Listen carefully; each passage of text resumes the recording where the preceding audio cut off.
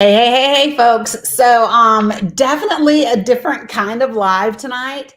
And I will tell you this, it made me, it took me back to my Charlotte days. Hold on one second. Let me say this. Let me do this now. Hold on. I'm sharing to my regular page.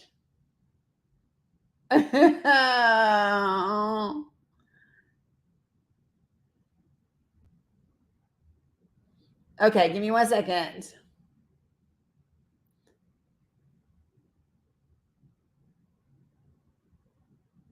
All right. I'm almost there. You guys with me? Hey, Addie, how are you?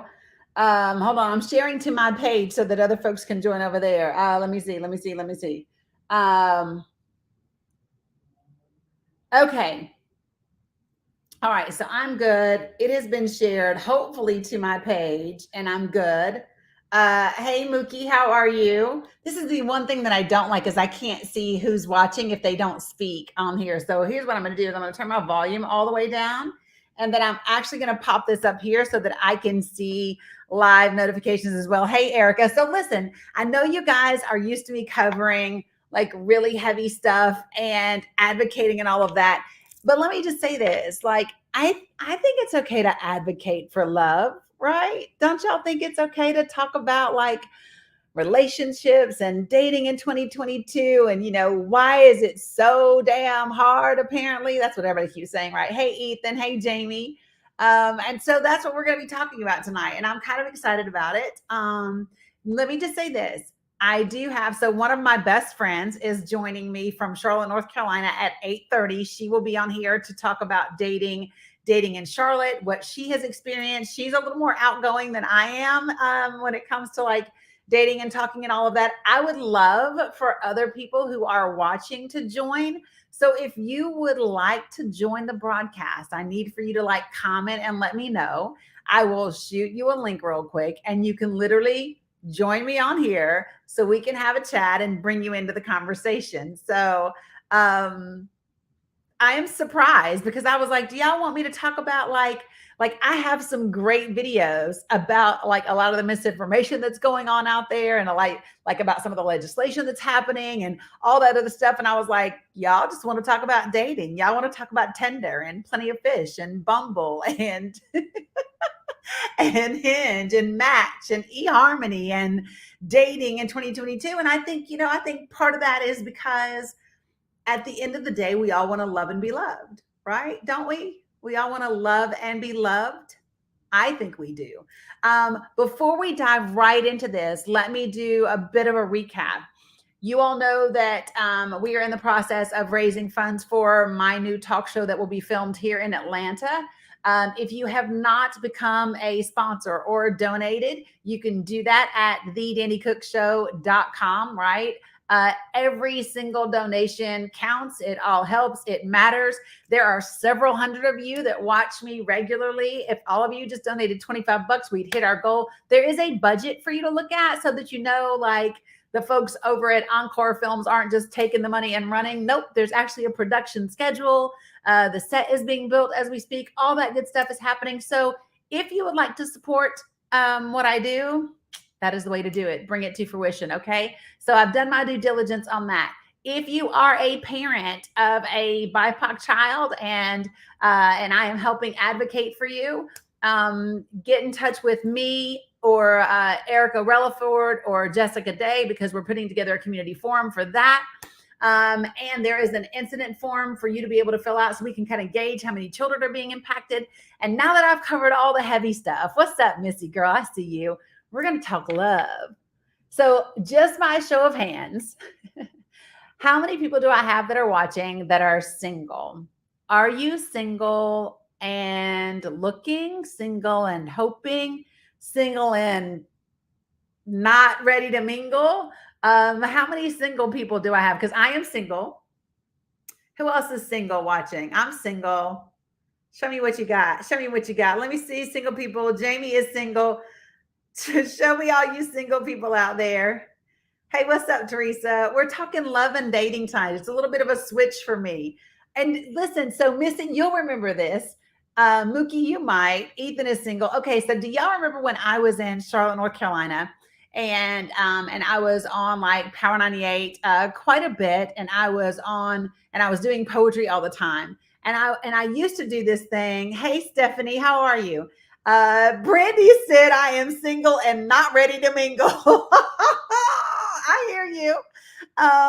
Okay, Mookie is single, Addie is single. Okay, so listen, back when I was in Charlotte back then, I used to do this thing called 21 questions.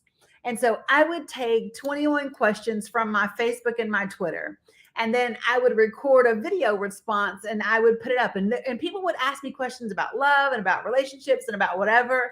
And this is what this reminds me of. I haven't done like a lighthearted broadcast like this in a good minute. And to be quite frank, I'm kind of glad about it. So Stephanie's single too. Okay, so what's up, Mindy B?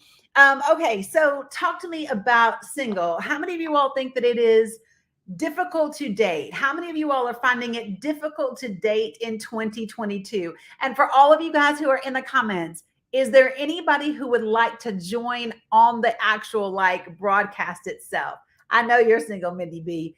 Anybody want to come up here and join me? I would love to have some more of you like join me. Let me put you actually on here with me so that we can have these conversations together. So it's not just me. Like I said, my girl Andrea is going to be joining me at around 8:30. But who else? Wait a minute. Loretta said single and way too old to date. Ma'am, what is that exactly? What is way too old to date? I don't believe that there is such a thing. I don't think that there is such a thing as too old to date. You're not ready for broadcast, girl. Look, take 5 minutes, beat your face real quick, and come on. Who wants to join me on here? Let's talk. How many of you guys are finding it difficult to date in 2022? Oh, awesome. Awesome, Carolyn. Carolyn said, I'm not single, but I wanted to listen to see if it would help my grandson. So, Missy, you say not at all. It is not difficult at all. Now, you know you can talk. You should get on here with me. Jamie said it helps if you try. And listen, that is funny because I had to have like a come to Jesus moment with myself just in the last 24 hours. And I'll tell you why. So, okay, so let me just back up. I just finished watching Love is Blind. Have you guys watched Love is Blind? Is that a show that you watch? I just finished watching season 2 of Love is Blind. Do we really want to talk about Shake or Deeps? Do we really want to talk about that? Hey, Danny. And hold on. Missy says dating is hilarious these days. Stephanie Daniels says dating, in my opinion, is weird these days. Well, I don't want to meet anyone in person or go anywhere to meet people, so online is weird and the only way to go.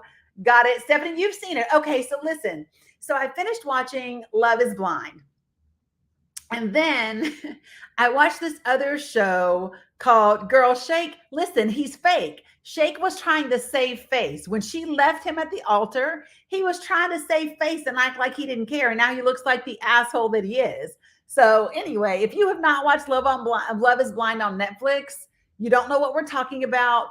And I just gave you a big spoiler, but I'm just saying we've seen it. We know he's like the most hated man in America right now. But listen, so I watched Love is Blind, and then I watched this other show called, what's it called? The Single Wives. Have you ever heard of this show? Have y'all ever heard about The Single Wives? So it's a show based in Australia about these 4 women that have all been previously married and are now single. One of them was widowed, like when she was very young. She was a young married woman, and her husband like died in a horrible like motorcycle accident, and she was like super pregnant when it happened. So literally the stress of his death made her go into labor. So he dies, she goes into labor. 4 days later, she buries him after the baby's born, like literally doom, doom, doom. And so all of these women who are now single, they come together in this one house in Australia, and there's a dating expert by the name of Matthew Hussey. Has anybody ever heard of him? Because I had never heard of him. Like the closest thing that I knew to a Matthew Hussey was Ayanna Van Zandt, and she just be trying to fix my life. So, but I'm watching Matthew Hussey, who is this dating expert, work with these women, and they're setting them up on dates, and they're putting them through these like jumping through hoops, but he's giving them all of this guidance. And he basically said, listen, life doesn't bring you the fairy tale. You have to create it. And when I heard him say that, I was like, shit, maybe I have to actually text back. Like maybe I have to text back. Is there anybody else that can relate to me with this? Yeah, Ethan, where you live, I don't know what to tell you about it. I really don't. So, Mindy, you said when my last husband got gone 4 years ago. Did you say got gone? Shut up, Missy. I'm just telling the truth. I didn't do anything with solid year. Nope. Turned a dude down like 5 times. Really liked him. Then finally said yes. It was a shit show. And then I tried dating apps for less than a year. My standards are well not too high, but they are what they are. That's taking it too far. Texting back is taking it too far. So this is what I did. So I've had Tinder and Bumble, but let me tell y'all how poorly I do at Tinder and Bumble. I literally get messages from the apps that go, the most anticipated return is Danny. Where the app is trying to get me to come back because I forget to check it. I don't look at it. I have a real hard time. And I don't like people. So like, even when I lived in Charlotte for like almost 10 years, like 10 people knew where I lived. That was it. Right. So, I think there is. So y'all talk to me about this, because I think there is this thing that says nowadays, do you really want to have a guy pick you up at your house? Because then you are relying on him for transportation to get back. You can't leave if you need to. Do you really want him to know where you are, where you live? Like, am I the only one that thinks about this? Yeah, Robin, listen, girls, make it work with what you got. You always meet guys out. Right. Okay. And I do too. But let me just say this. Though. Meeting them out, it's cool. But do you think that it takes away from the chivalry of things? Do you think it takes away? And maybe maybe I'm showing my age, but there is something about having a man pick you up and open the door to the car and make the arrangements. And here's the other thing. So let me tell you why I end up not going out a ton, because this is what men will say to me. Men will say, well, let me know when you're free. Nigga, I'm busy. Nigga, I am busy. I don't have like random free time that I just be like, oh, let me hit up so-and-so so I can go out. That's not how I work, right? But I will schedule free time if you tell me when you want to go somewhere, right? So, Missy, you said that's for further down the line. I got to have lower standards. Okay, so what are the standards? Okay, so listen, let me just say this.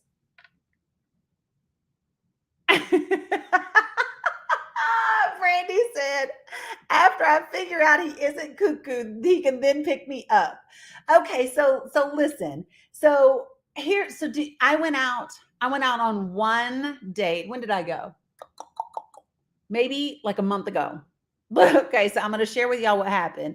If you're watching, don't take this personal. Okay, so here's what happened. It was great because this is what he said. He was like, I had been in Charlotte, as a matter of fact. And he was like, well, I'd like to see you. And so he hit me up and he said, what are you doing Monday at 6? And I was like, I don't have any plans. He was like, great. He was like, let's meet for drinks and a bite to eat. We'll do 6 o'clock. And then when I said yes, He literally texted me the name of the place with a link to their website. I was like, boom, I know where I'm going. I know when I'm going. Like, I don't have to do anything. And I think that's the other thing, too, because I have to do everything else in my life. I don't want to be the one to set it all up. I don't want to be the one. Like, if I'm chatting back and forth with you, that means I'm willing to meet you. I'm willing to go out on a date. So I need you to be like, I need you to really be like, hey, let's go out. What are you doing on Wednesday? Ask me a date. Don't do this. So, you got any plans? And then when I say no, you go, oh, well, let me know when you have some free time. No. If you cannot even lead me into the date, you can probably not lead me in life. Okay, but then let me tell y'all what happened because it was awesome. We share a lot of similarities. We're both into advocacy and activism work. He's not my normal type, but he was attractive, brilliant smile, beautiful smile, great conversation. I mean, just it was cool, right?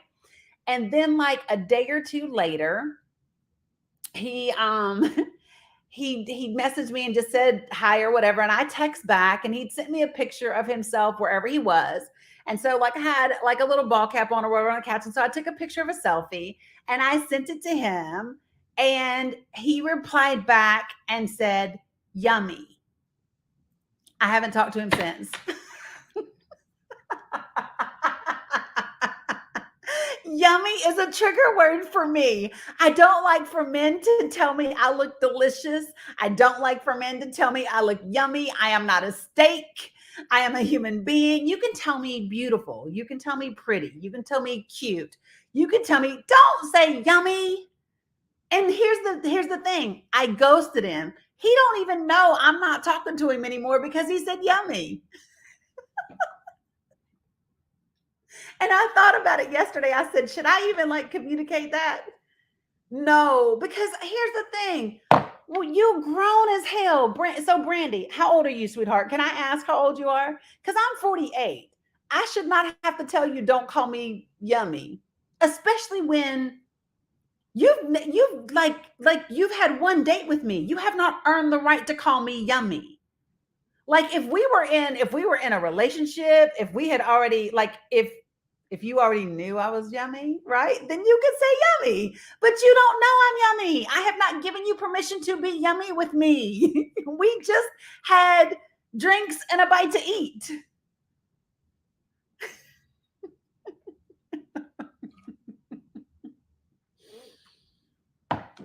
I'm just saying.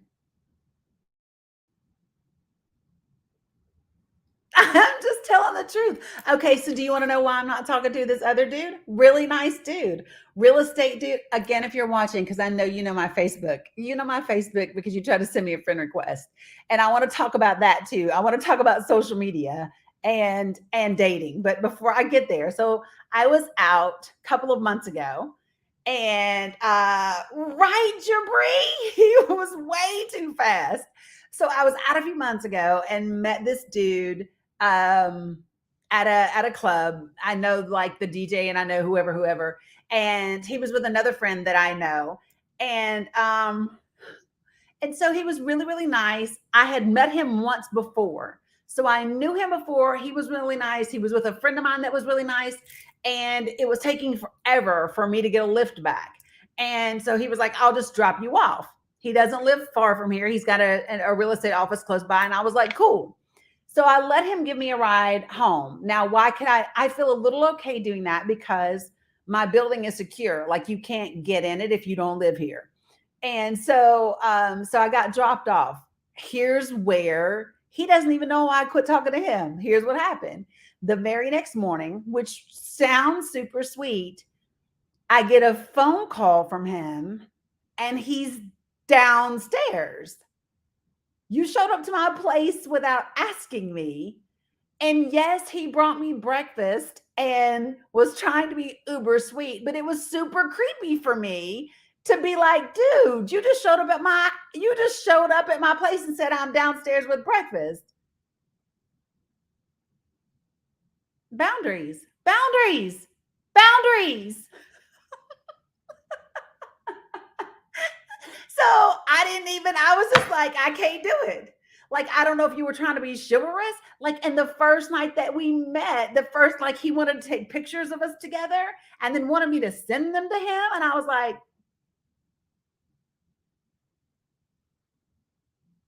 and he's a nice dude, but see, okay, I'm so glad because sometimes I be like, is something wrong with me? Sometimes I'm like, okay, girl, is your PTSD doing too much?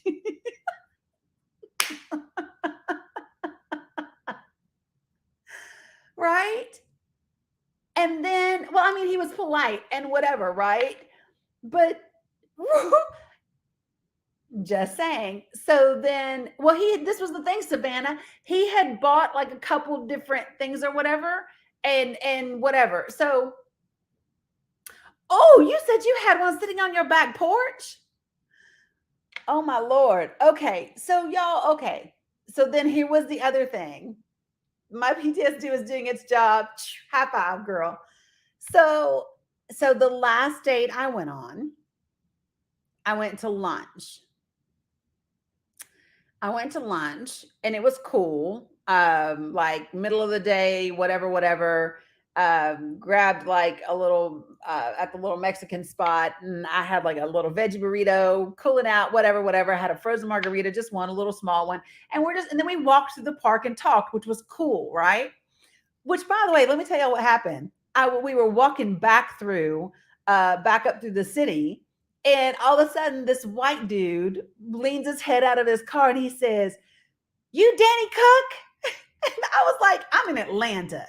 Like that happens sometimes back home, but not usually in Atlanta. And I turned around and he was like, "I'm from Kingsport." And the guy that I'm with, the date is like, so people just yell your name like that? I was like, no, not normally here. But anyway, so so that was fine. Like lunch was cool, whatever, whatever. And then here were my two red flags. Um, he hits me up the next day, and it was like in the afternoon, in the evening time. And he's just gotten off work or whatever, whatever. And he says, "I'm going to come by your place late tonight." First of all, you're not going to tell me what you about to do. Like, we went to lunch. We went to lunch, right? No, you can't tell me you're coming by my house because here was the thing. I said, I'm not available. I was broadcasting until 9 o'clock. And he was like, "I'm going to come by your house late tonight." No, you're not. No, you're not. And then, see what I'm saying, y'all? So this same individual hits me up last night and says, it was like 10:15 at night. Keep in mind, we've only had lunch one day. Right. For what? Where? Ain't nobody asked me. Exactly. So I get a message last night that says, "What are you doing?" And I was like, "Just sitting on the couch watching TV, unwinding." Right. And this was the question that I got: "You want to unwind with me?" Ron. And I said, because here it is. It's 10:15, almost 10:30 at night. It's Monday. And then you ask me, "Do I want to unwind with you?" So I text back and said, "What do you mean?" Because I don't want to assume. I'm going to give you the benefit of the doubt. And here's my thing. Even if you did mean something kind of cheeky, I've been watching Australian stuff, y'all. Even if you did mean something kind of cheeky, me saying, "What do you mean?" gives you an opportunity to back it up and clear it up, right? He actually went on to say, "You unwind it with me, together." And I did. I put him on the spot to make him explain himself, Mindy. And then his response was us, spending some time unwinding together, right? And I said, "I would not be unwinding with you at this hour of the night in your home or in mine. when we've had one date. It's just not something I would be doing. His response was, well, it doesn't have to be at your place or my place. Where are we going? Because by this time it's 10:45 at night. So where do you think we're going to unwind at 10:45 on a Monday night? And if that was what you intended, why would you not say, hey, I know a quiet spot right around the corner. We can just go and grab a drink and chill for a minute if you're up for that. But that's not what you said to me, which is why I don't believe that was your intent. Right, Jennifer. So y'all know what I did instead? I put on my workout clothes and took my ass to the gym. That's what I did. So that has been my experience. Now let me just tell y'all this. The other thing that is difficult. So like, let me ask you this, men. I really want to hear from the men. Because Ethan, you just said something. You just said, what did you say? You said you wondered, you said, look, he says, and you wonder why movies get guys so confused. I mean, I get it, but it's hard to know what is chivalrous and what is patronizing or creepy. See, and here's my thing. So what are the standards? What are the things that we know? Because to me, if you've only been on one date with me, you've never even kissed me, I have not indicated I want you to touch me or be affectionate with me in that way. To me, that's a clear sign you should not be asking to come to my house after 7 p.m. and damn sure not at 10:30. I don't think that I should have to clarify that. I'm just asking, y'all. And he does have a job, Jamie. Jamie said he needs to go to bed so he can go to work in the morning. But, you know, those are some of the things that I have found to be challenging. I also don't like, so I went out Saturday, as y'all know, and met a guy. He was really nice, offered to buy me a drink, which I declined. Here's my first, what I considered to be a little bit of a red flag. If I have a full drink, like a full drink and a bottle of water, and you ask me if you can buy me a drink, and I say, no, thank you, I already have one, I'm good. And you say to me, oh, come on, you're not driving, you can let your hair down. I do not like a man who wants to buy me more drinks than I already have when I've already told you no. You could wait until this drink is almost gone and then offer again. But to me, you're a man that's trying to get me drunk. And I don't like that either. So, okay, so for the men watching, is this a true statement? These men think one date means they can have sex with you. Is that true? Definitely. See, all of y'all got it, right? And then today he asks me, he sends me a text and says, well, do you have IG? Here's the thing. Social media is what I do for a living, right? Social media is where I do work. If you already have direct access to me, and then you want to go ask for my social media, you might as well just be a damn groupie. Bye. Why? What do you need to know? And then here's the other thing. I get this one. So what's your ethnicity? What's your race? A dude asked me that yesterday. He said, what's your race? I text back. I said, American. Because they trying to figure out. And then another goes, so are you mixed? I'm not a dog. I'm not a breed. Right, Melanie. LOL, let me watch you work.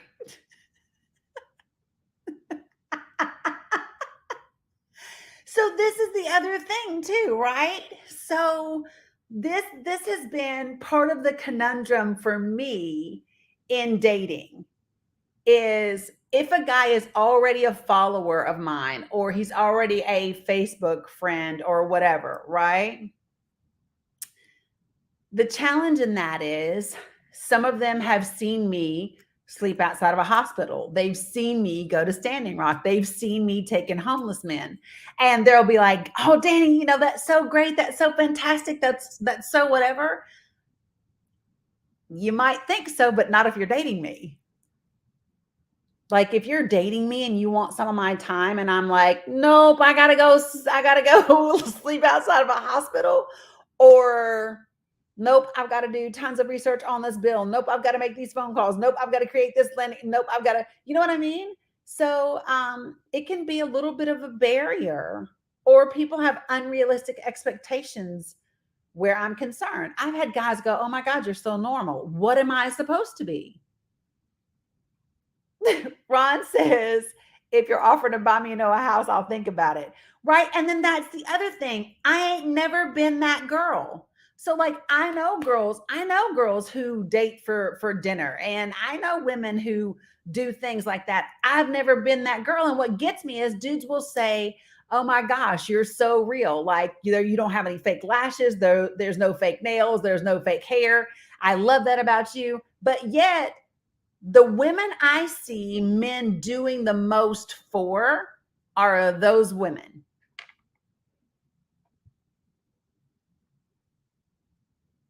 So, and I think it's because it's easier. It's an exchange. It's a transaction, right? Because I think everything else requires work. Now, so let me just say this though. I have thought this through. Like I have. And the reason why I thought this through is because I truly desire to have a life partner. Like I'm like most people. I want a companion. I want somebody to spend the second half of my life with. And I'm not desperate to have it.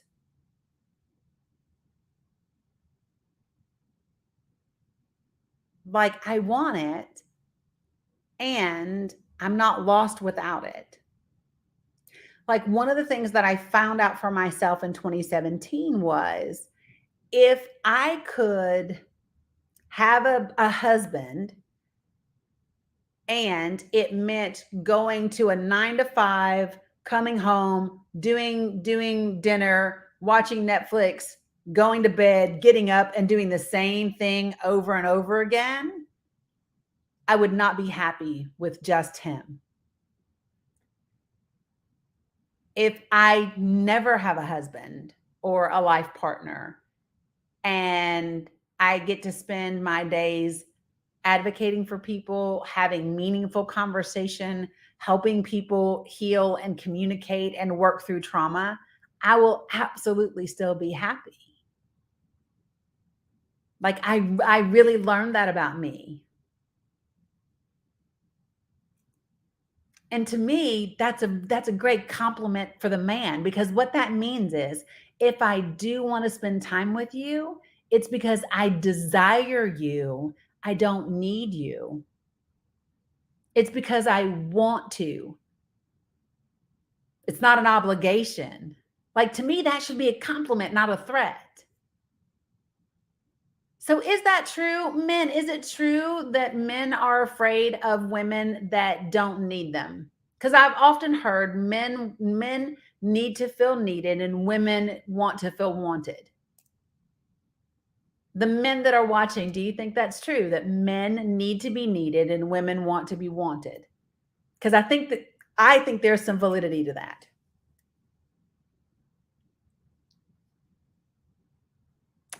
Yeah, they are socialized to fulfill our needs. And yet we live in a world where most of us have developed skills, especially Generation Xers. We have learned how to fulfill our own needs. I literally was just told Saturday night that I'm intimidating, which most men don't say to my face. Maybe because I'm intimidating.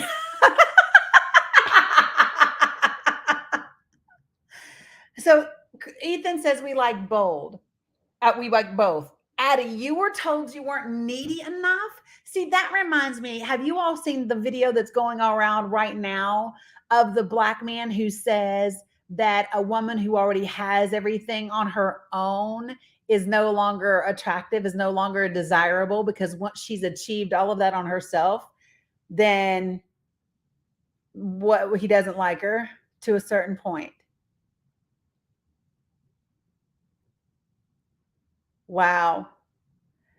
So Genevieve, I love that. I because I don't feel I'm intimidating. I just feel like you're intimidated and I'm not responsible for what intimidates you. Like I'm not responsible for that because like um right, Almighty said my ex said I couldn't make it without him. Right, and now you're fine.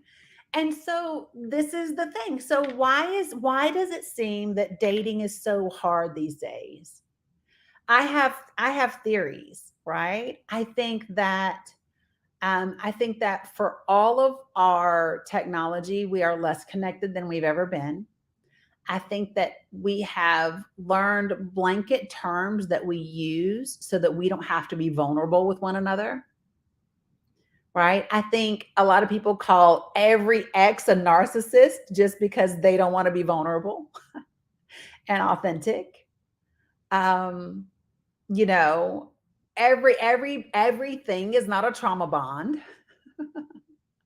Everyone is not a narcissist. Um, and even this, let go of the things that no longer serve you. Listen, that doesn't mean never put in work and effort for people that are worth it. And it's just about determining what is or what isn't worth it.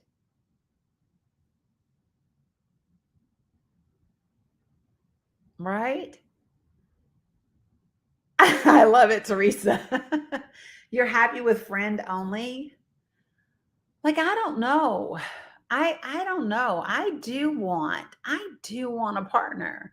And at the same time, I'm a lot. I'm a lot. Genevieve says, you think technology has given us too many options. People think they can always find someone or something better. So here are my thoughts about this. You guys have heard of the 80-20 rule, right? So the 80-20 rule says that in every relationship, not just romantic ones, but in every relationship, you're only going to get about 80% of what you need, right? To feel content in a relationship. And what oftentimes happen is you'll have 80% in this relationship and you'll spot part of the 20 that you don't have somewhere else. But what you don't realize is that when you get that part of that 20 that you don't have over here, you're going to most likely lose part of the 80 that you do have. So it's determining what part of the 80-20 is non-essential for you to be happy. Ooh, Jabri says a lot of people are not looking for a relationship. They're looking for a hostage that'll be there while they're still living like they're single. Huh. Uh, Patty says, I'm not lazy, but I'm just not sure there's anyone out there worth all the effort to keep a relationship intact. Because in my experience, it is constant work. I think it is consistent work, right? But I think when both people are doing the work together, it makes it easier. So like, okay, so y'all know that I'm a certified life coach, right? And so one of the areas that is one of my specialties, extra certifications, is in this communications model. And this communications model breaks down how different people process information. And it's really great when you can look at your partner and know not their personality style, but literally how they process the information that you're sharing with them, because that's the greatest gap in communication. So I have said, I will not commit to or marry someone who won't take the assessment and who doesn't do some sort of couples coaching with me. And what the reason why I say that is because I think that couples coaching prevents marital therapy. It's just like couples coaching is like rotating your tires, putting gas in your car, and getting your oil changed in a tune-up, right? Because by the time couples need therapy, most of the time, it's too late. You cannot save it. It's like, so I look at it, you go to couples therapy when the engine has blown up in the car. And most times it's cheaper and more attractive to just get a new damn car than to try to rebuild an engine, right? So I would rather do the small work on the front end and have authentic conversations to keep things going, right? So, like, one of the exercises that I do when I work with couples and that I do when I work with like teams in a corporate setting is we'll have like these list of words, and everybody gets the same list of words, and it'll say things like priority, emergency, urgent, ASAP, routine, um, things like that, critical. And we ask everyone or the couple to organize those words in like from the greatest importance to the least importance. And it's very interesting to see how people interpret words that we use every day. You know, when I say ASAP, some people think that means immediately, right? Other people, it's like, well, that's as soon as possible, which means whenever the fuck I get to it, right? But it's funny how we use language like that, and we don't make the extra effort just to make sure that we are both understanding the meaning of the word. I think that's true of the word cheating. How many of you all have ever had a conversation with your potential partner or the person with you that you're dating and asked the question, what do you consider cheating? Because, you know, some people's idea of cheating is like Bill Clinton, right? I did not have sexual relations with that woman. No, sir, you just got oral sex, right? You know what I mean? So, like, being clear, right? You ain't in my dictionary, right? So it's about, I don't think that dating is hard. I think, yeah, but so like even in poly relationships, Mindy, I've had people say this person cheated because even in poly relationships, they have expectations on like ethically poly, right? Ethically done because there are agreements about how that relationship works or does not work, right? So I look at those types of things. If you have to hide it, it's considered cheating, right? People make dating hard. Jabri, tell me what you mean.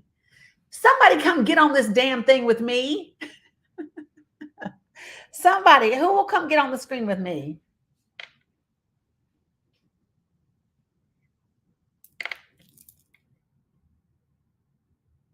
Somebody. But you know, I think so. Chandra, you say you think always people, you always say communication is a major key. But here's what I think is that many people don't know what communication truly is or how to do it effectively. Because there are people that communicate. You can, Missy? Okay, I'm getting ready to send you a damn invite, girl. Hold on. Because you can communicate, but it doesn't mean that it's effective communication. And I think that effective communication is what's required. Because you can communicate and just be talking and screaming, but not really creating any understanding. And that's not very useful. You know what I mean? All right, so hold on. Okay. All right. So look, I just sent you the link to join the broadcast.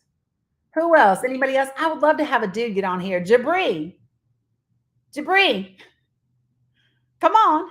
Get on here with me. So Amani says there's not a lot of men out there who aren't afraid to compliment their wife in public or on social media. Right. You know, I think there's this thing, right? When people say social media breaks up relationships, I don't think so because relationships were breaking up before social media. Social media is is whatever the people using it make it to be, right? It's not the damn devil in and of itself, all by itself. We control what happens with it. I mean, I'm just at this stage where I don't want to go through your phone. I don't want to have to look at your social media. I don't want a joint social media account. Like if I have to do all of that, I might as well be single. I just simply want to trust and to know that we are choosing each other, and that at the time that you no longer want to choose me, you can let me know, and then we will choose to not be here. Right? All right. So here comes Lavinia, aka Missy, poet extraordinaire, up in G Borough. Greetings. So talk to me about your dating experiences these days, and what do you find to be the greatest thing or the most challenging thing about it?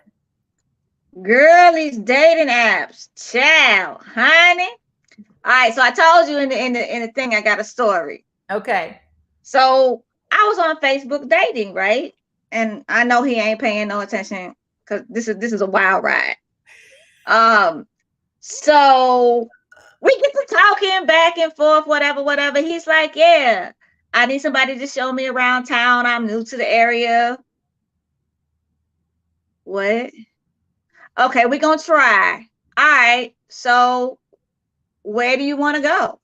Oh, I'll figure that out. All right, I'll get it. I'll get it. Time go by. 2 hours, 3 hours. Thought we was getting together. I was working on something. I don't even remember what he said he was working on, but he forgot that he told me we were supposed to go out. Ooh. Okay. So then we get to rushing about where we want to go because it's late in the evening, and he picks like a really like packed place on a Friday night. This is not my fault. You asked me out, Dingleberry. And so one place is packed. So we go to the other place. Mm-hmm. I get there. I'm on the phone with him. It takes him another 15 minutes to get there. So you've been all day waiting? See, you're better than me. I can't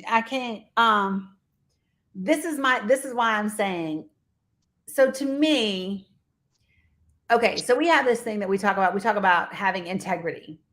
And integrity simply means not only, do what you say you're going to do, but integrity says that the moment you realize you are no longer going to be able to do the thing that you agreed with me that we're going to do, that you communicate with me that you're not going to be able to do that thing. Right.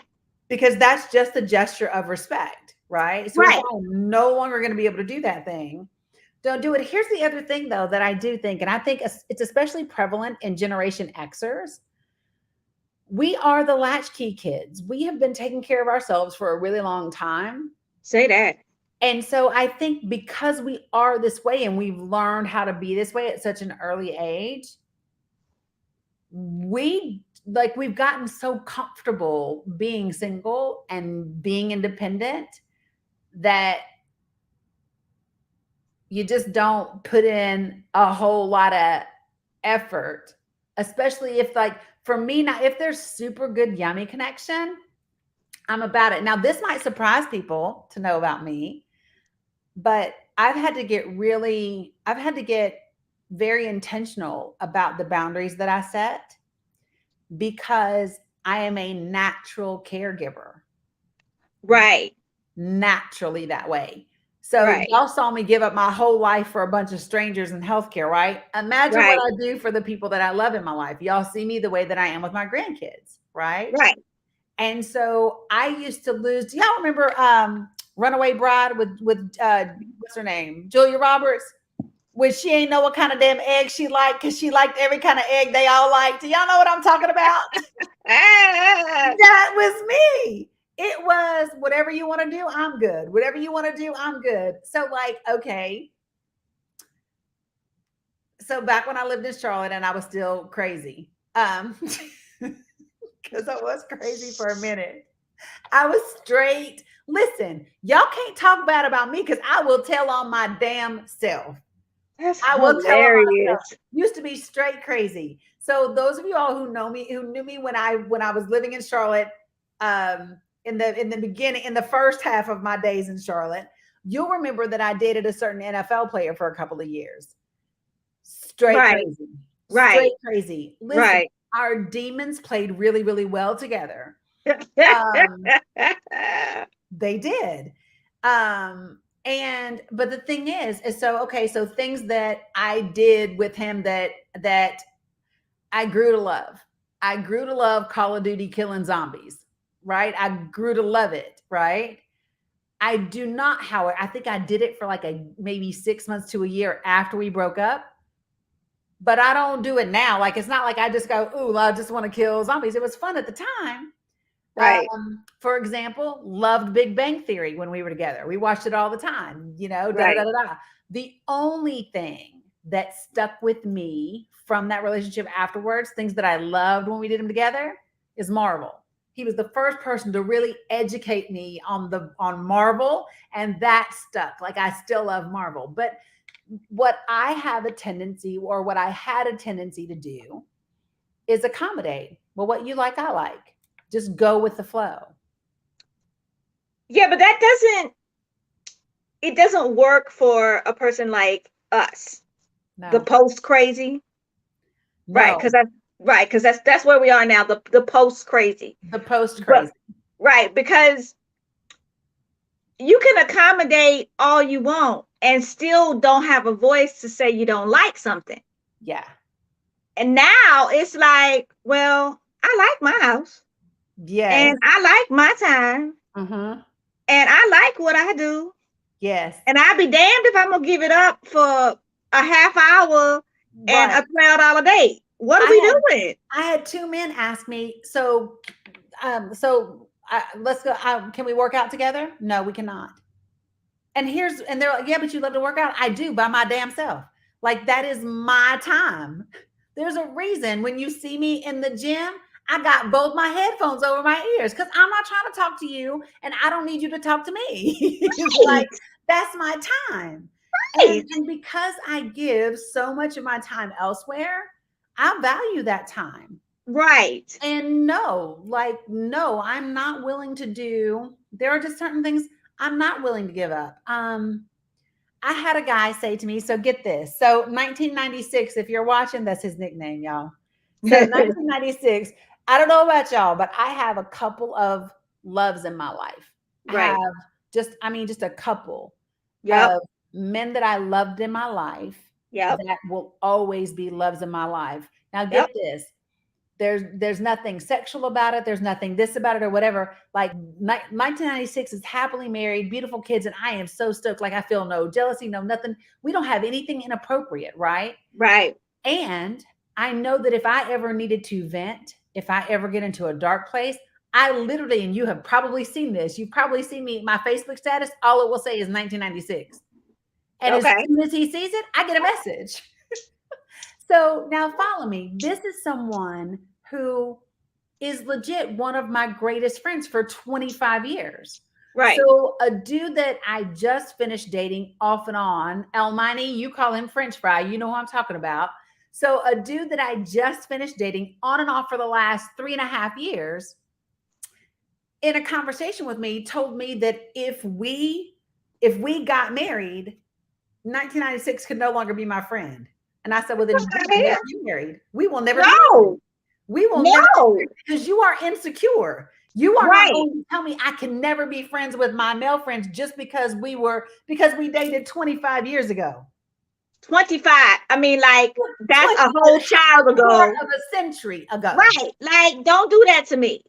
And That's my thing. I have had people be very intimidated by, because I'm really good friends with folks. And they're like, well, sorry. No, no, no. Right. They were here No, before you got here and they're gonna be here after you after gone, you bruh. gone. Right. That's it. So this is the thing. So what happens when so we get to the core of it. So if we talk about the core of it, I think the core issues are around vulnerability, Yes. shame, Yes. guilt, Yes. and trauma. Yep. I think those are the four areas that make dating hard today, because most people they would rather avoid doing their work to heal those four things, right? And so then they wonder why the same cycles repeat with different people. Well, the same stuff is coming up because you haven't healed that trauma. You haven't done that work. You haven't gotten over it. So, like, here's when I knew I was done. And let me just tell you, so the last guy that I dated on and off for 3.5 years, we talked about marriage a couple of times. So we both work out the same. We eat the same. We are spiritually the same, which was huge for me. We value family the same. And so for me, I was like, this is a win-win. And he's fine as hell. I mean, Girl. whoa, like, Girl.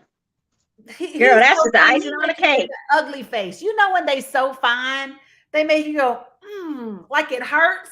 They so Damn. fine, it fucking hurts. He's fine like that.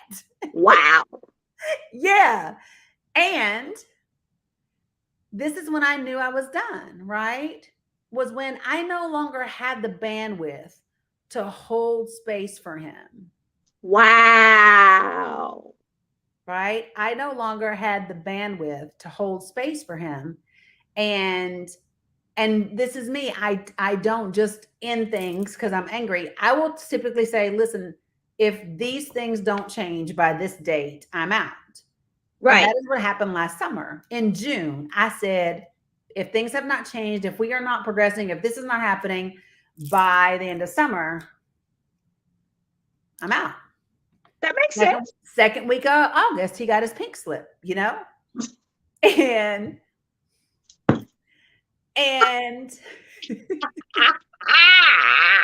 because this is what I said in June, because we had been talking about getting married in October. And then all of a sudden he was backpedaling. Didn't even want me to meet his family, right? And I said, right. Now they all know about me and whatever, but here's the thing. I said, so let me tell you what's going to happen. By October, I'm either going to be fine as fuck, married to you, or I'm going to be fine as fuck, single. Right. I'm going to be good either way, right? Right. And so this is when, and I started dating people and I was open. I'm now dating people, right? Right. He made the mistake of calling me one day and talking about, okay, well, fine. Then I'm just going to start dating other people too. And I said, okay, do that. Okay. When the thought of you dating someone else doesn't even raise a tingle for me. Right. I'm done. Right. What, Almighty, you remember that. You remember that. Talking about marriage. See, I'm not making this up. I do stand by it. So no, and because here's the thing, Danye, how is it emotionally cheating? We're not talking about dating. We're not talking about getting together. It's just a friendship. It's literally emotionally cheating. No, I don't think he considers it emotional cheating. It's insecurity. That's right. all it is. It's just insecurity. And furthermore, a partner cannot be everything to you. You cannot put that weight on your partner. I don't care how much work you've done. Oh, have you read The Mastery of Love by Don Miguel Ruiz? No, not yet. I'm gonna get that one. Okay, so listen. So y'all know Miguel Ruiz wrote the 4 Agreements, but he also wrote a book called The Mastery of Love.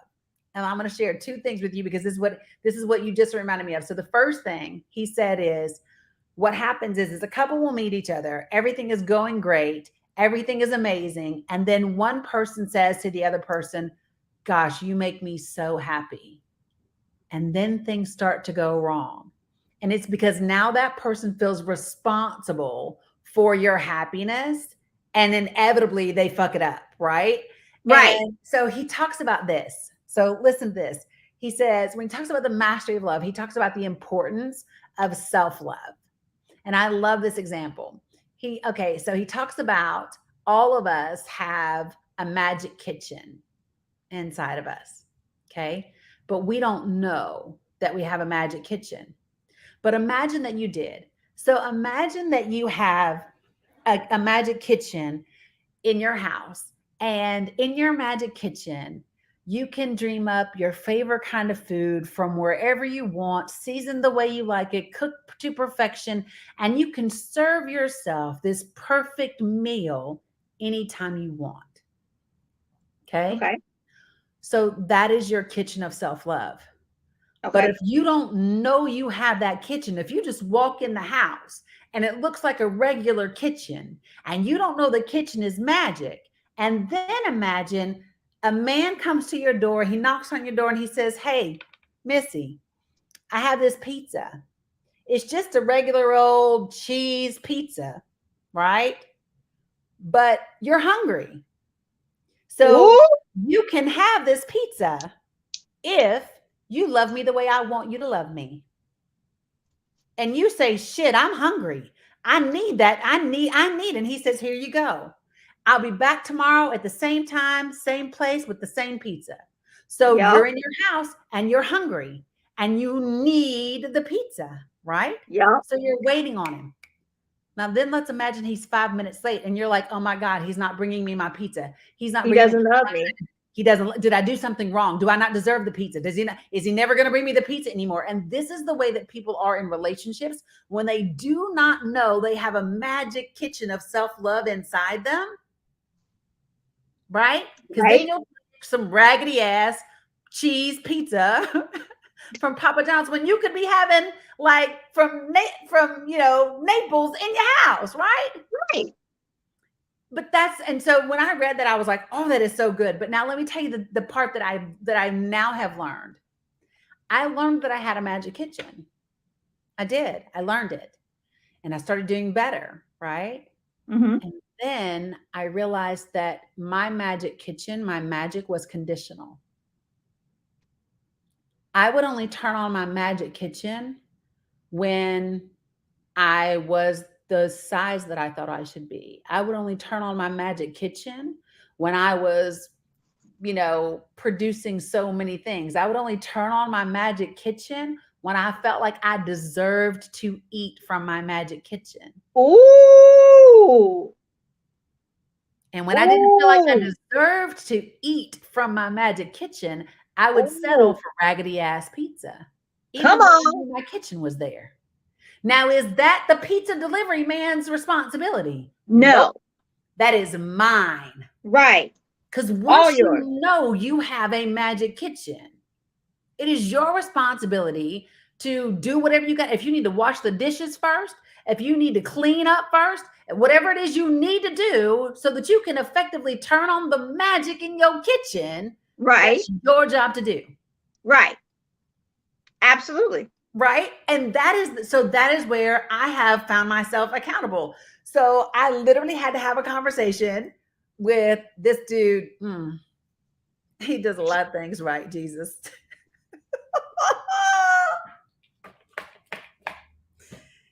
Sometimes they just make you breathe for a minute. He does a lot of things right. Right. Super energetic connection. Da, da, da, da, da, da, da, da.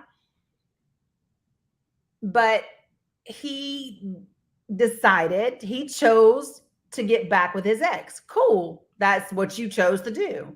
Right. Okay. So don't text me like you used to. Don't call me like you used to. Don't interact with me like you used to. Because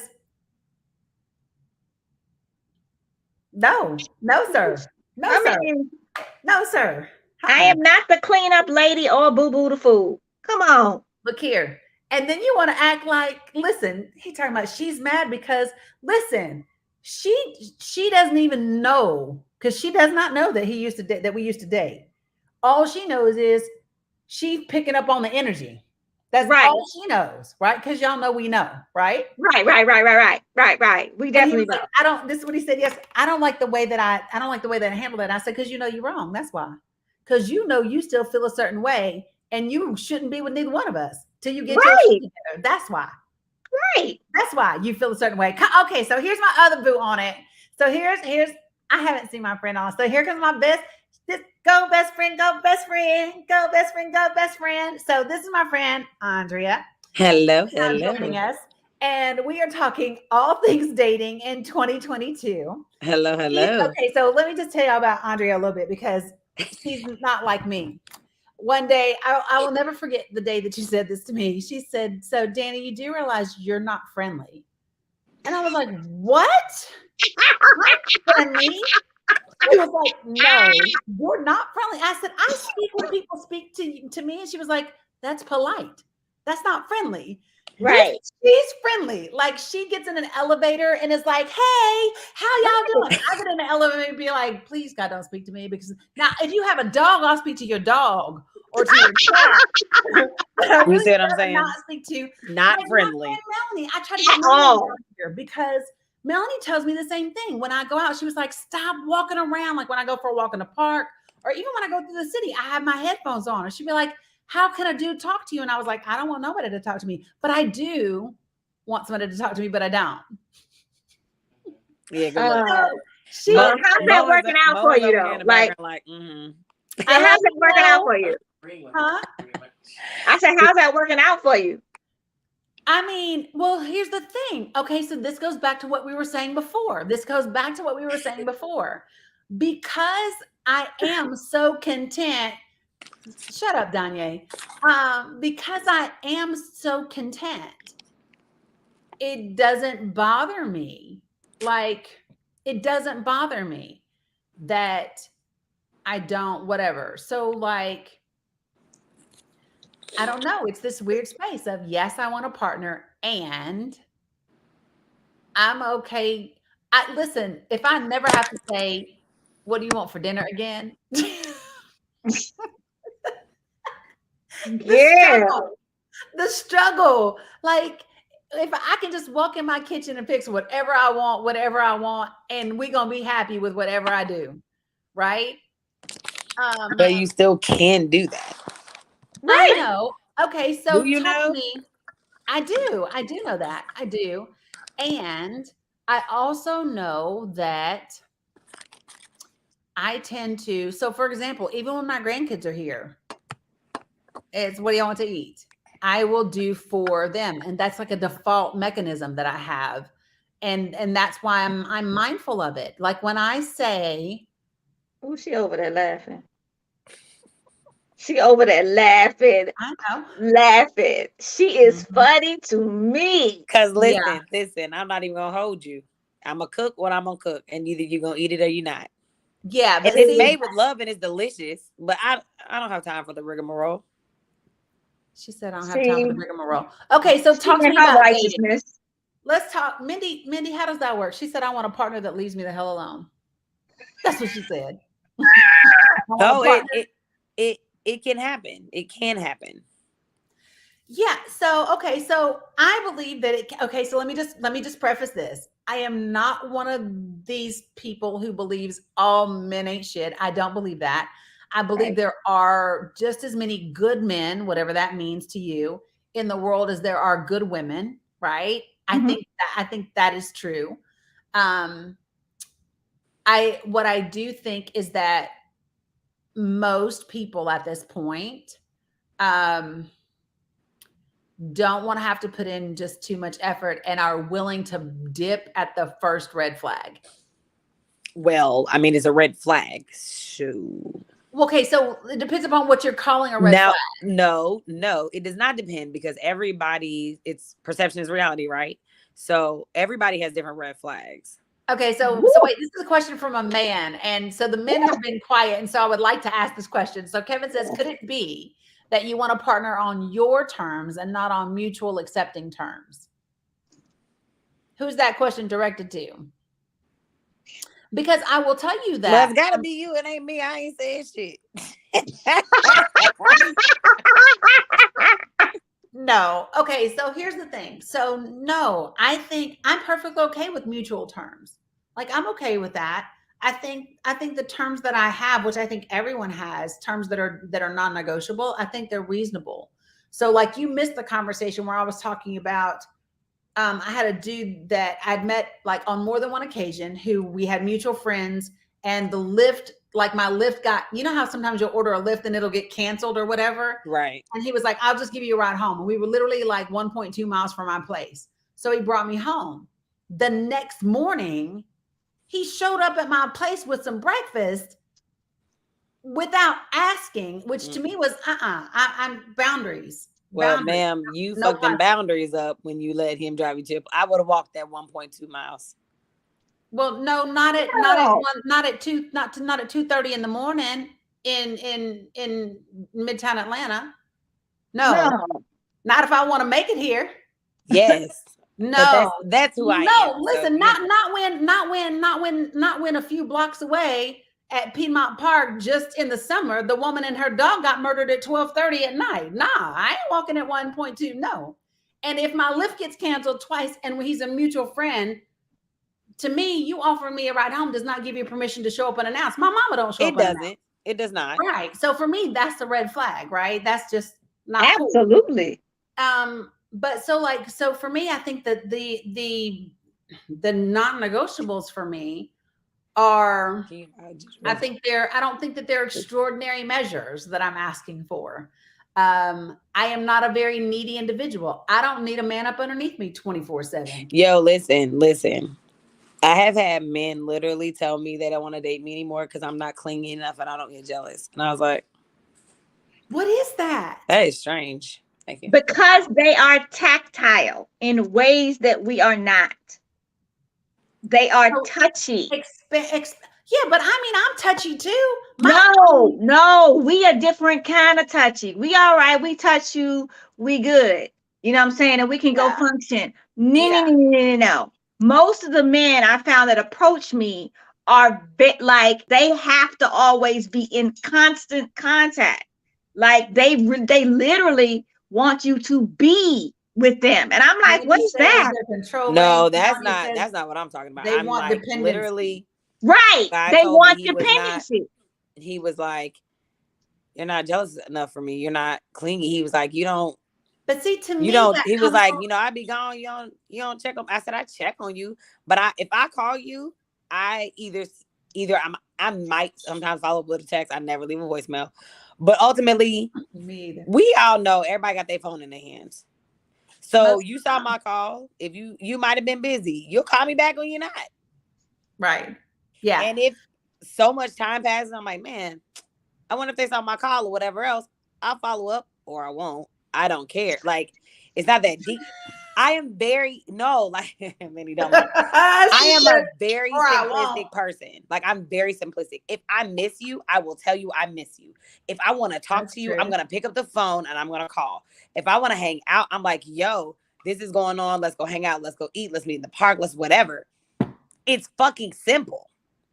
It's really simple, and people make it so complicated. And I also have learned that people like to have, I'm just using the term for just for a cliche term, they're good with Twitter fingers. They will text the shit out of me, and I'm like, ooh. So let me just tell you, if I'm out and I'm dancing and the club closes at 2:30 in the morning, me being out at 2 doesn't mean, so see, now you're blaming a woman for being out. I have just as much right to be out dancing at 2 in the morning as a man does. And just because I'm out dancing doesn't mean I want his ass. There you go.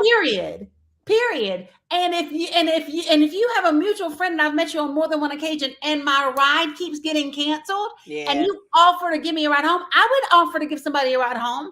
And I would not think that by accepting that ride, that means you want anything else from me. Like, nah, like to me, that's just like, I can't. But see, and I don't think that all men think that though, because I've had men not. Nah, all men don't think that way.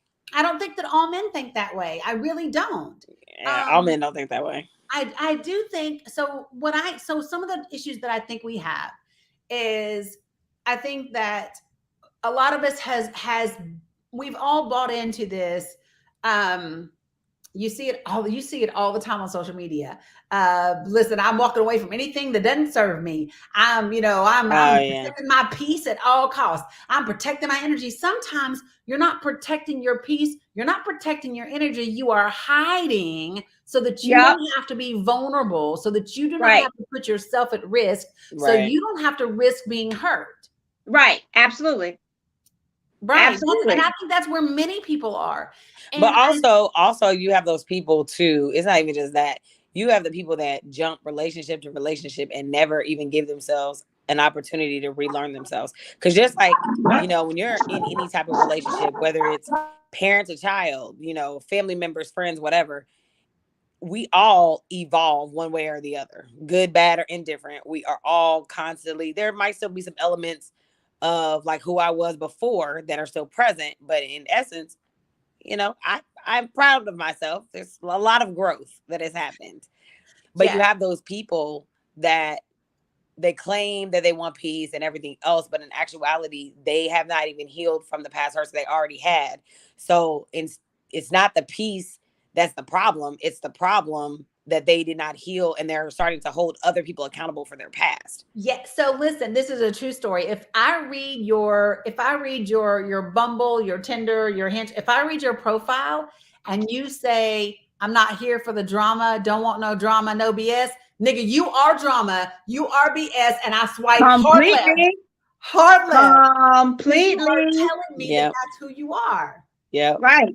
Because I don't have to say I don't want no drama if I'm not drama. Right? I don't have to say that. And to me, it's, it's about being able to say, okay, so what do I want? You know what I mean? What do I want? What I see a lot of people do on the online dating apps is they talk more about what they don't want than what they do want. I see that a lot. And that tells me you are operating from a place of still not having done your work. Yeah. Right. So listen, I was on, I don't remember which one of them. And in the, literally the first thing he says is like, do not vibe me. I don't want to hear the term vibe like no more or whatever. And then you further read down and he's like, man, if we vibing, then da-da-da-da. Yeah. Right. I don't understand. Wait, what, sir? So I think, so here's the question. How do we date more effectively? In this day and age, how do we date more effectively? I mean, that's up for interpretation because everybody's dating purpose is different.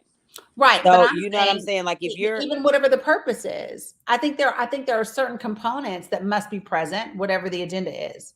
Well, what I can say is for the people who are truly dating for a purpose, and when I say purpose, I mean like they want to get married, they want to maybe have more kids because our particular generation, most of us have had kids and we're done. But there are still some people that are still looking for that. Listen, and that's if I still had them, I would throw my ovaries in the road and run over them. Oh, that escalated quickly. It did. But no, like I feel like you have to put out what you're trying to receive. So if you're saying that you want whatever your purpose of dating is, then you have to put that out there. You cannot be like, oh yeah, I want to find somebody to get married, I want to settle down, and this is for men and women, but you still out here fucking whoever. Like, oh, I'm gonna hold off on this guy, but I'm gonna fuck him while I'm finding out. You have spread yourself too thin. You're starting to give yourself to other people. You cannot fully invest in the person that you're looking to make those progressive steps with. Yeah. And I've noticed that a lot of people do that. A lot of people are hanging on to the fact that they can still swipe. Like I love that Hinge. I haven't joined Hinge. But I love that Hinge's slogan is like the app that's meant for you to get meant to be deleted. Yes. Or yeah, meant to be deleted. I love that that's their slogan because it makes sense. Like if you're really trying to date somebody, literally find somebody that you can connect with and then deactivate your profile. Get to know that person, take the time. Now, don't do it one-sided. You know what I mean? Like, don't you go fully invested and literally they're halfway doing, investing themselves. So like I've been on Hinge for 24 hours, right? For 24 hours. Wow. And I have initiated, how many matches have I made? 1, 2, 3, 4, 5 matches in 24 hours. One of them, I was just like, I'm not even sure you're real, so I'm going to quit talking to you because it was just weird, right? Yeah. The other dude, he went sideways because It was a so what are you mixed with? Oh Lord. Oh no. I hate Anybody that. got time for that? That is a question that I hate, because here's the thing: is of all the things that you could be asking me about myself, Right. why are you asking me that question? Like, what does that matter? Find out what my passions are. Find out what I'm interested in. Find out what I'm whatever, right? Not even that. Find out my fucking last name. Let's start there. Yeah. So like, what's my last name? What is my name? So like, okay. That so part. for me, when I see, oh, Jesus.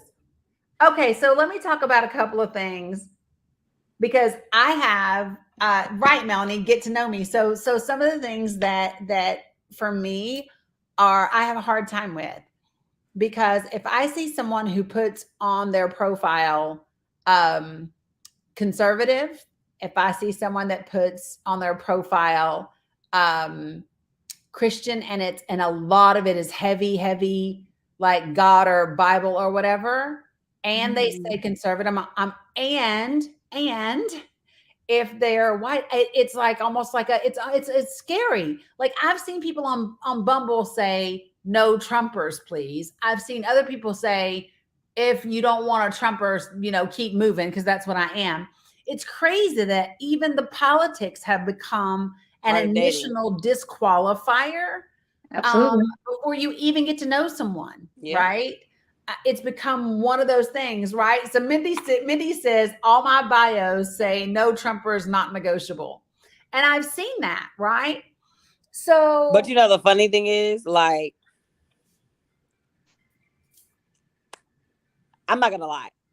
You know me, Danny. You know I'm an equal opportunity lover. Okay, she is. But I swipe left on white people. Unless I cannot bring myself to just go off of a dating app to date white people. Like, I would have to have been in your presence and met you in person and gotten to know you to be like, yeah. But just a swipe, no. Right. And I agree that it's not a bad disqualifier. So for me, I was shocked for the first time I've matched with 2 white guys for the first time. And because here's one of my things, okay? If I'm going to be on here, the idea is to broaden my net and go outside of my comfort zone, because obviously what I'm used to picking has not been successful. So why don't I open the door and see what else may happen, right? And so there's one of them that I matched with for the first time, and he's cute. Like, he's super cute. Doesn't live too far away, whatever, we'll see what happens. But I think for me, so what do I swipe hard right on? If I see multiple, I know this is going to sound really bad, but if your profile is like full of scripture references, it's a left for me. If it is super political, it's a left for me. If you have pictures and nothing about you, bye. Yeah. Because you cute, I'm not interested, right? Well, I'm here to tell you, if there's not a smile, right? If there's not listen, if your profile picture looks like this, hold on, let me see if I can show y'all. If your profile picture looks like this, right, I'm done. I can't do it. Listen. So in regards to, I'm gonna backtrack. Yes. So in regards to the dating the white guys, the reason that happened is because the white guys that I swiped right on in previous times were weird as fuck. I mean, questionable to a T. So like, one white guy was like, randomly was like, do you like black cock? And I was like, oh, wait a minute. What? He was like, if you do, can I watch him pound you? Okay, delete. Yeah, delete. Okay, here's my rule. Okay, I will not swipe. I swipe left on pictures of men with fish. That's weird. If you're holding up sharks and fish and shit that you caught in the ocean, I'm swiping left. If you have, I'm telling the truth. If you have pictures of you and your kids, I'm swiping left. Yeah, your kids shouldn't be on your profile. I don't think that you should have your children on a dating app. And Right. mine's grown, and I'm not putting her on no dating app. Mine are grown, and I'm not putting them on there. Ain't happening. So, Ain't happening. yeah. You, So you dated me, not my children. right. And so No, you will date my children also. Well, my disagree children there. are grown. But for No. everybody, well, I mean, but even still, they're eventually going, if they're going to be your long-term meet choice. my family and be integrated, Yeah. right? Yeah. But I'm saying, like, even for the ones that really bothers me when people have like little kids and they're like, oh, I'm not looking for a daddy or a mom to my kid. Well, what the fuck is you looking for? Because we're supposed to be acting like I'm supposed to treat your children like my own. So wouldn't that make me the mom? Yeah. So my thing is I don't, so like, if I see you and I'm like there's a guy that's one of the reasons why I'm like, my Instagram is not connected to my dating apps. Right. Yeah. Because on my Instagram, my grandbabies are there. Right. Nah, no can do. Right. Yeah. So for me, that's like a disqualifier. So if the only thing you can show me in your picture, oh, here's another one for me. Listen, if all you are showing me is your car, your house, your clothes, or your view, that tells me you don't even know your own worth. And I'm not swiping right on you. You are and then you'll be mad because what you are attracting is women who want your money, but all you are showing them is your damn money. So then you get mad because they coming for your money, but that's all you're showing. Right. So for me, if there's no, I love to see wit, make me laugh, show me some sort of humor. All of that. Listen, right, Mindy, or if the picture is like you have blacked her face out. You okay? Come on. You telling me you didn't have no other picture you could pick? I had a dude, listen, yesterday, he liked one of my photos, and every photo that he had except for one of himself, he's smiling with another girl. Like, and they're all different women. Okay. Swiping, right? What is you doing? Like, no. Like, that's not it. The pics disqualified, the fish pics disqualified me. So talk to me about this. Why do men, is your profile pic a fish? His damn profile pic on Facebook is like on Facebook, okay, but on your dating app. Right. On your dating app. So here's my thing. So for me, your pictures should show, so like I have a gym picture, I have a picture of me in a ball cap. I have a picture of me in blue jeans. I have a picture of me in a sundress. I have a picture of me in like a party dress.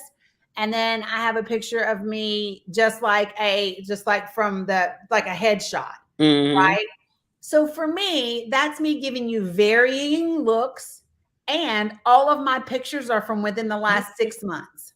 Right. I do not like to see 5 different pictures, and in one picture you look like you 35 and the other picture you look like you 53. I'm going to need some consistency in the photos and know that you do not go back through like your whole damn photo album to pick 5 pictures. I need for all your pictures to, and if you're a dude that says things like, oh, if all your pictures are just headshots, or that shit like Shake says on Love is Blind, right? So like, I like a petite body, or I like curves, or like, no offense, but if I can't carry you, blah, blah, blah, blah, blah, whatever.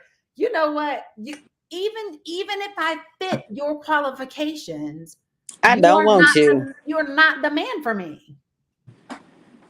Right?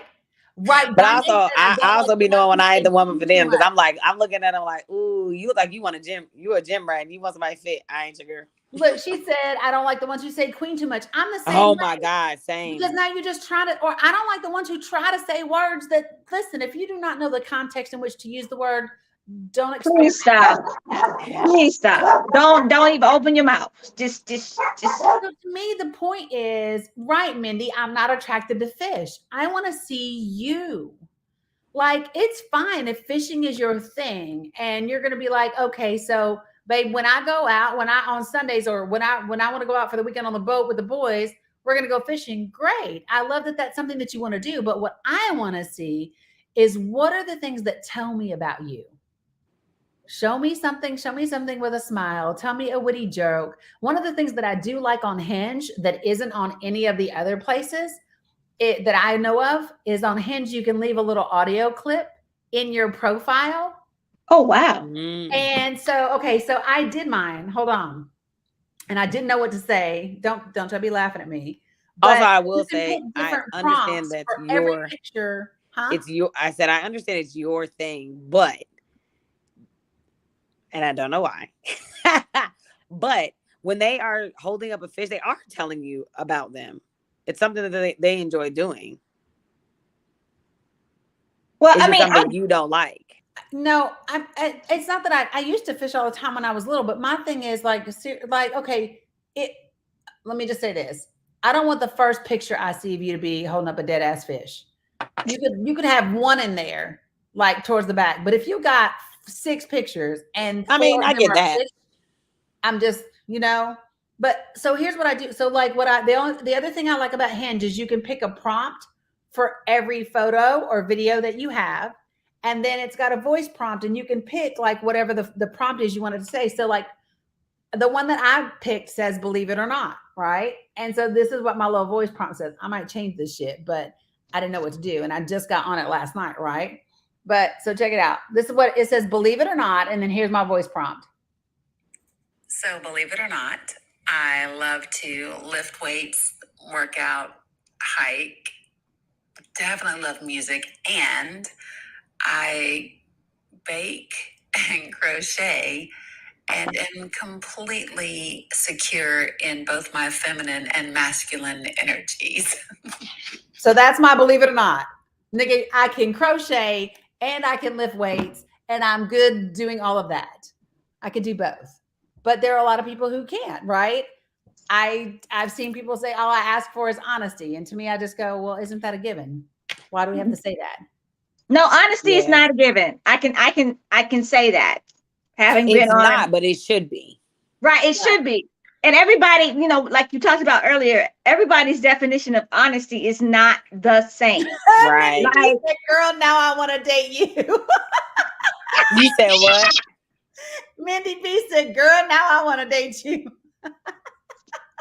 Listen.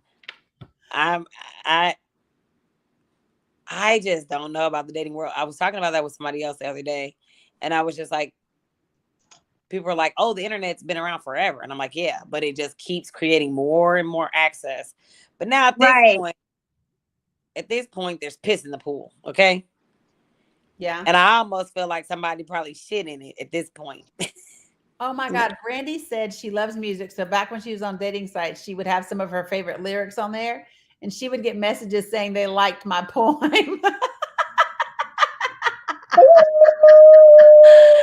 Dummies. Okay. So actually, I think we need to have another round of this. On one of mine and somebody knew it. I want to do this again on Thursday and I want to have some men. I'm going to recruit some men. Yes, have some men. Because I really want to hear from men because one of the things, so I had men and women Saturday night when I went out, I probably got 7 random compliments and half of them from women. Like, I love your hair. I love your hair. Because in Atlanta, a lot of the Black women here, it's them lace fronts, it's the culture down there, right? And it's the eyelashes, and it's the nails, and it's the all of that. And so, I hear from a lot of men will say, "Well, it's rare in Atlanta to meet a woman that's natural." But what I see is those women tend to be the women they do the most for. Mm-hmm. Absolutely. And I would love for a man to explain to me why that is. If you say it is not the thing that you really desire to have, why are those the women that you do the most for? And is it because she's looking for an easier transaction, right? Mm-hmm. Than I would require, or women like me would require. So it's easier to do.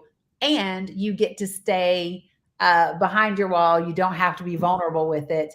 And you can just keep it pushing. You know what I mean? And then how do we get to this place where we can be willing to risk it all, willing to be hurt, willing to look, both y'all's faces just was like Missy, especially. Nah, I'm already there. I just ain't found that person. that, But, well, but see, potentially. you're so way more open than I am to like the whole opportunity thing. Oh yeah. Yeah, like she will be just like, hey, and I'm just like,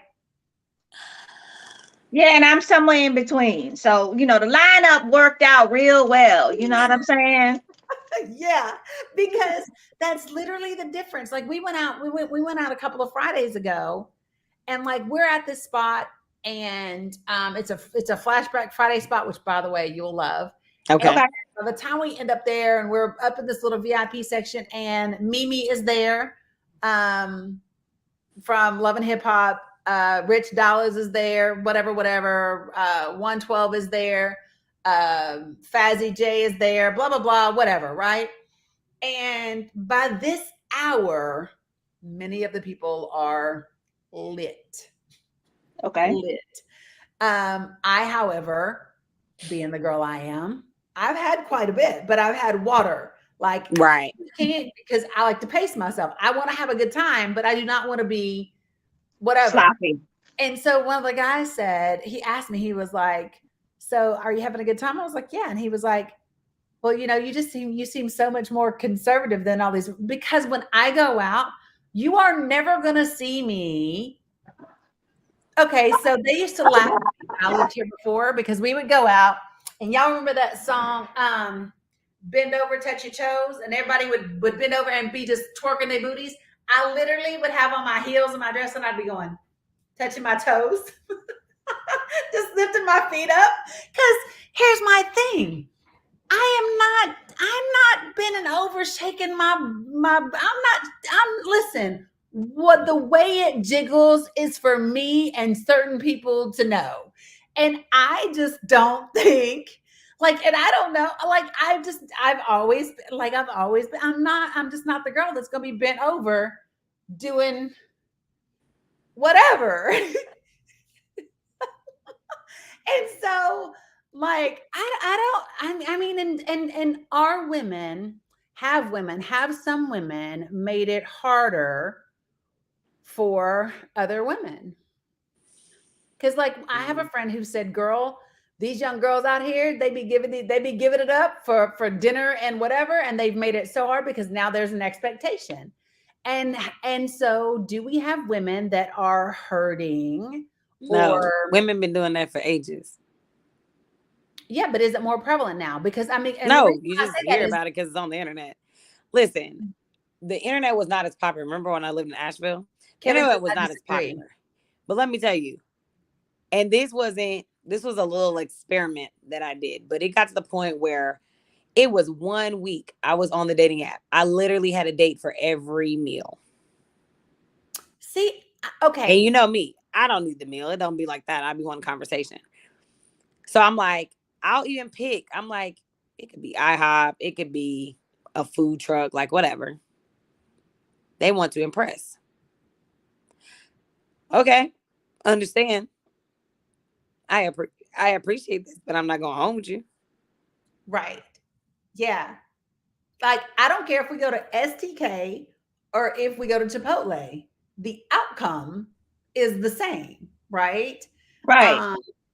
And I think that's also something that some people don't get. I also think that I do believe that it is okay for me if I ask a man out, I should be prepared to pay. Oh, now, whether or not I will say for all the times I can appreciate that I had chivalrous men, because I don't mind, but literally every time I've invited a man out and gone to pay, they just appreciated the fact that I was willing to do the gesture, and they were like, "Nah, I got it, girl." Right. Absolutely. So you remember when I dated Jason, when we had our group bowling night every week, every Thursday, we would all go. He always paid for the lanes and what have you. I always bought the first round of drinks. You know what I mean? And the first time I did it, he was just like, and I was like, listen, I know you might have millions in the bank, but I can buy a damn drink. I could buy a drink. Listen, So, sir, and you so, have like, all the coins. We get it. yes. But one of the things that I have come to pay attention to now is, so like, for example, this past weekend when I went to pay my bill, right? And you're the dude standing beside me and you're talking to me and you've offered to buy me drinks and I've turned you down the whole night. Right. If I go to pay my bill, I pay attention as to whether or not you offer to take care of it or not. I mean, it doesn't matter if you do or if I would even let you, but I do pay attention to you if you offer. Yeah, we can absolutely do. Look, now she's like, do a live on how women are so sexualized, over sexualized. Yeah, we can do all of that. So I think I want to continue this conversation. I would like to have men to join in this conversation. Yes. Because here's the thing, we legitimately don't know what y'all thinking. I don't. And then so I think about the fact that I think that men want the same things that we want. And I think, see, you're saying no, but I think they do. I think men want to feel safe. I think men want to feel secure. I think they want to be wanted and appreciated. And I think that they have a hard time because they live in a society where they are told they're not allowed to have feelings. And if they do have them, like I've had men say to me, I think the difference is that women want to feel wanted more so, and men want to feel needed. We said the same thing earlier. Yeah. Before sure. And I asked, was this true? Because we talked about like the viral video that's going around. The guy says that once the woman accomplishes everything, she's not attractive anymore because now there's nothing she needs, right? Dumb. And super dumb, like super dumb. And here's the thing. Here's what men don't realize. When you say stupid things like that to me, that by me accomplishing things in my life, I'm no longer attractive. Always just dried up. Like, yeah. Right. It's the Sahara Desert now, son. Now you're not attractive at all to me. Right. Well, keep me posted if you want to do Thursday. I got a call coming in and I gotta take it. Go, boo. But I'm definitely down to do Thursday. Okay, cool. Bye. Hey, get some dudes on here too. Okay. Bye. So Teresa, that's the other thing. So she says, Danny, do you think if a man knew you were out sleeping in a lawn chair under tarps and umbrellas, they would certainly have lots of questions about, yeah. And so people do, okay, because we are in the age of social media. So when people ask me for my social media, or when a guy says, hey, I want to follow you on Facebook, I immediately am like, oh my God. Right. Now, or when people say, or when men ask me, what made you leave Atlanta last time and come back? Do you know how difficult it is to explain that you like left everything to go run away and try to save healthcare and sleep outside of a hospital? And then like the challenge for me is, okay, so when a man hears those things, does he then put me on pedestal? Does he then say, oh shit, she does way too much? Like that last part, last part, because we live in a life, you know, you and I, we live in the local celebrity kind of life, whether you were in Charlotte or in Atlanta, and it doesn't matter whether it's through like activism or art. Because I've had it in both. Right. So we live in that life. So there's the dudes that put you on the pedestal and think you are God's gift to everything. And then there are the men that think you are doing way too much and don't have any space for them. And it's like, if I didn't, I wouldn't make time for this conversation. Exactly. And like, I've literally had a man tell me that he was intimidated by my intelligence. What? Well, I can't be dumb for you. I cannot be dumb for you. Go read a book. Like, yeah, I don't know what to say about that. So these are the things that makes it challenging, especially for someone like me, because here's the thing. Like, do you know, like if I'm talking to you about everything that I've already done, do you know what a dude thinks when he hears, oh yeah, and we're going to be launching my talk show this year? Child, they get mad, intimidated, and they get scared. And I'm like, that's why I don't talk about certain stuff when it comes to But if you follow me on social media, you're gonna know. Right. And if I sit there and say, Google me, just like if you want to know. I really don't even like, that's the thing. Like, I try to hold off like several conversations before even going there, because Right. like, I'm always like, dear God, you asked me my last name. The first thing you pull up, listen, you're going to see valid health files, felony vandalism charges against protester Danny. Right. That's what happens. And it's like, oh shit. Yeah. And Kevin, I know that not all men fall into that category. I think the challenge comes in. So here's the other thing for me.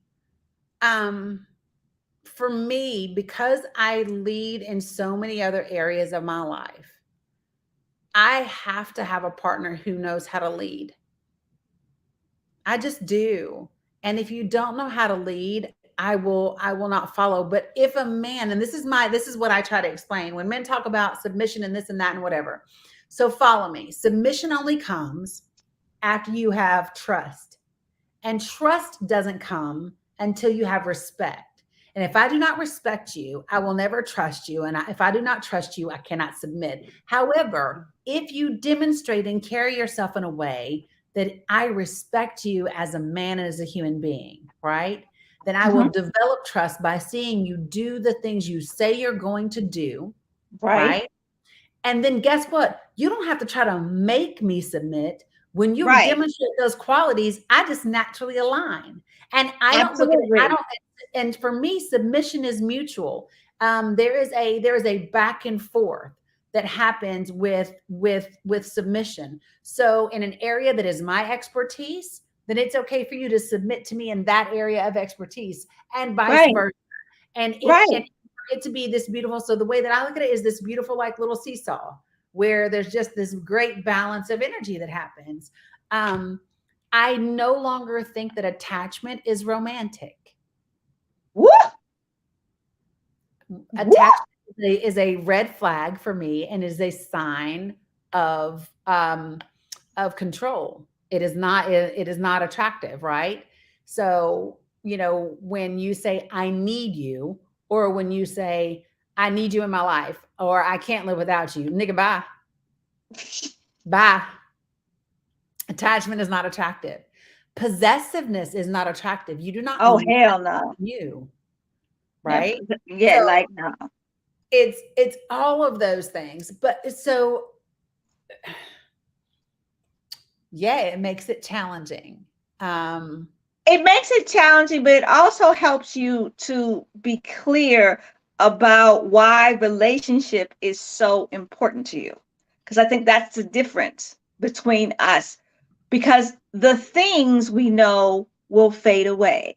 Those accomplishments, that celebrity, we've done those things.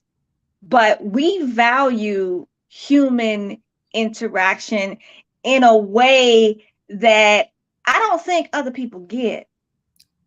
I don't know if other people get it. And that's so, like, Desan, you know what Desan said to me? Because, Desan and I, when I lived in Charlotte, he would come like every quarter to my place, and we would have brunch and have these great conversations. And I will never forget him saying this, because we were talking, because I would be frustrated by dudes that I was talking to. And we're talking, and Desan says, Danny, you do realize that other people don't think like you. And I was like, what do you mean? And he was like, your brain is not normal. Like, other people don't think like you. And I was like, why would I know that? This is the only brain I know, right? Right. This is the only one I got. But we would have conversations, because I would like, I don't understand. Like, if you say this thing to me, I just think this is what you mean, right? And so, like, I definitely used to struggle. And now what I have found is that, because I have done so much work, and like, I really love who I am as a person. Like, I really love who I become. Like, I retired my crazy girl. Like, she's all set up with her own little place in my heart. I'm grateful for her keeping me alive all them times. Right. Right.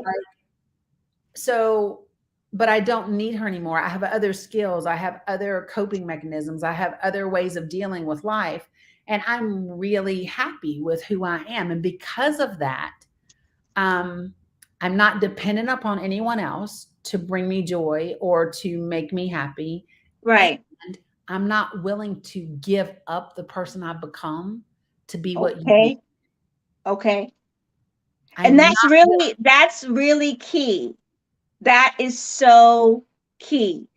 Because like you were saying about self-love, you know what I'm saying? When we were talking about the what's The his name? Magic Kitchen. Yeah. Like you've gotten to the point where you understand your magic. Yeah. Like you've gotten to that point. Like it is not a question.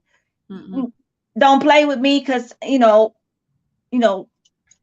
Yeah. don't do it because this is who I am unapologetically. And I'm okay if you don't like me. Right. And I think that's a part of it is that And I don't even think about being okay if you don't like it.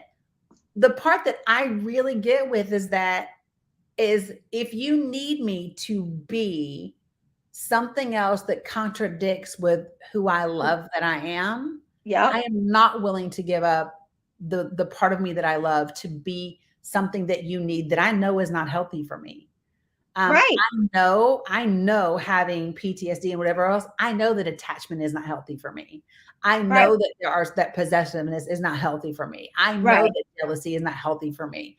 I know that boundaries that aren't upheld are not healthy for me. right. Right. And so I'm not willing to let those things go just for the sake of saying, oh, I have a dude. It's not worth it. It's not worth the sacrifice. And the word sacrifice means something different for you and I. Yeah. Um, So like a lot of people say compromise. I don't think you should compromise. I think you should cooperate. right, Because right, when because we didn't already compromise. Like no, we when didn't. you compromise, that means I'm giving up something I really want Right, and you're giving up something you really want, and neither one of us is going to be happy. But if we yeah, cooperate, that means we work together to create something new that we both desire. absolutely. I want to cooperate, not compromise. Right. And again, you have compromised already. Yeah. And and Yeah. that's not who you are now. That's Right. not you. And it's Right. really so like this if I'm talking to a man and he doesn't know what the words emotional intelligence mean or positive Ooh, intelligence ooh, or yeah, like ooh, and if you ooh. don't know, I want you to want to know. Right. Um, yeah, I want you to want to know. I don't want to be anybody's coach. I do not want to coach the man that I'm dating. I can hold space for you. I can introduce you to Right. phenomenal coaches, right? I can hold space for Right. you. But yeah, and it's again, it's not a place of, oh, I think all men aren't this or all men. I think that there are fantastic men out there. I also think that if I want to meet them, I must do things differently, right? Because which I must text back. I must check my messages. I must get out the house. Girl. Literally, my friend Donna said on Saturday, I was like, girl, my dress was laying on the bed with my heels, and I was on the couch and I was like, I don't even feel like it. She was like, get out the house, literally. And I was like, okay, okay. So I went, and I had a good time and whatever. But I think it's just, I have to push myself to put myself out there. And I don't like Andrea doesn't have that problem. She puts herself out there all the damn time, all the time. For me, it's different. And it's different for me for several reasons, and part of it is because my whole life is a lot. And if regular dating is hard, Jesus Christ, what is dating me like? Just saying. So, all right. So we're gonna pick this conversation up on Thursday. Okay. Men, I need at least 3 men to join this conversation. Put on your big boy I'm waiting pants. for Desan to come through and have.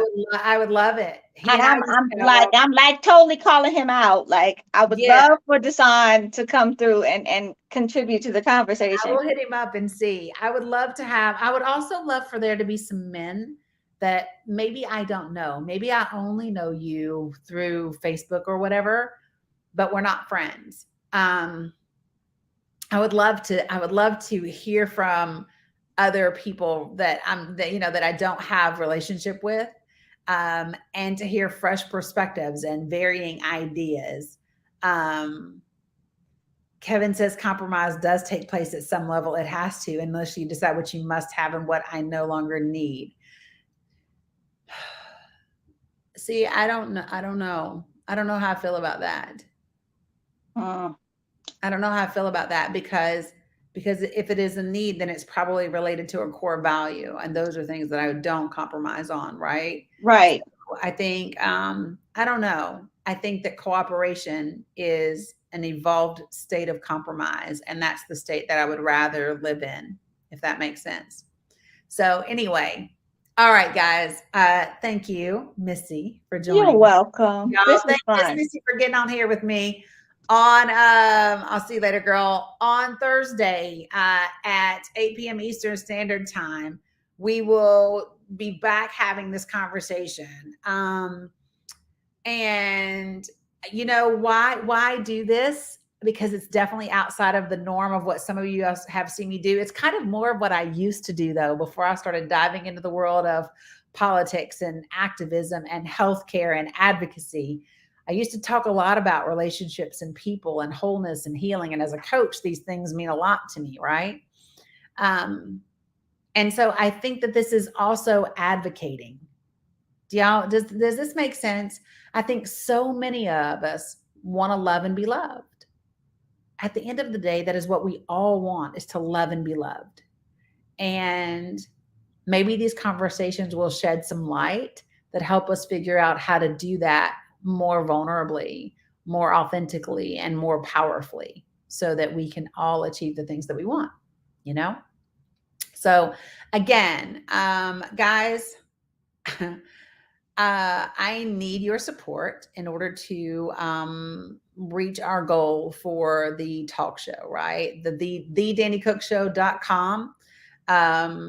You can become a sponsor. You can donate at the website. You can also get tickets and register to get tickets to be in the live studio audience.